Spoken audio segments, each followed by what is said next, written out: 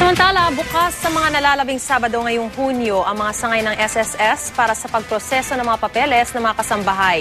Babala ng SSS maaaring pagmultahin ng mga employer na hindi susunod sa kasambahay law. Saksi si Sandra Aguinaldo. Sa SSS main office sa Quezon City, nakilala namin si Vilma Ong.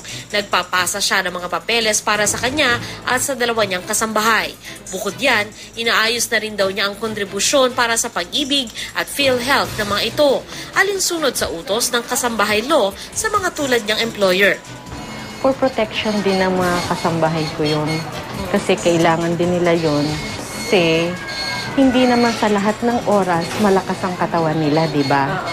Bagamat meron ng SSS ang kanyang mga kasambahay, sa kasambahay law, kailangan ng sagutin ni Vilma ang mas malaking bahagi ng kontribusyon nito.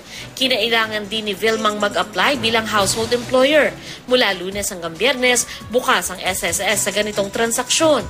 Pero simula sa Sabado at sa mga susunod na Sabado ng buwang ito, mananatiling bukas ang mga SSS branch sa buong bansa para sa mga employer at mga kasambahay. Bago magsadya sa mga tanggapan ng SSS, bisitahin muna ang SSS website at i-download ang mga kailangang form. E1 form para sa mga kasambahay, R1 at R1A form naman para sa mga employer. Para sa mga kasambahay, magdala ng birth certificate o dalawang opisyal na dokumento ng pagkakakilanlan. Household employer, meron ka ring makaan dyan na benefits kasi kung nagkasakit yung kasambahay mo, may pa-file kang sickness benefit tulad sa mga regular member. May babala naman ang SSS sa mga hindi susunod sa kasambahay law. Pwede silang mag-fine ng 10,000 to 40,000. Sandra Aguinaldo ang inyong saksi.